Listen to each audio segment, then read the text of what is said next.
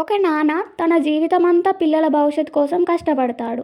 తన కలలు కాదు, వారి పిల్లల కలలు నిజం కావాలని కోరుకుంటాడు. నాన్న చెప్పిన చివరి మాట. ఒక చిన్న బాలుడు తన నాన్నను అడిగాడు, నాన్న మీరెందుకు ఎప్పుడు అలసిపోయి ఉంటారు? నాన్న నవ్వుతూ చెప్పాడు, నీ భవిష్యత్తు కోసం పనిచేస్తున్నాను కాబట్టి. కొన్ని సంవత్సరాల తర్వాత నాన్న అనారోగ్యంతో మంచాన పడ్డాడు. చివరి మాటగా చెప్పాడు, నేను నీ కోసం కలలు కన్నాను.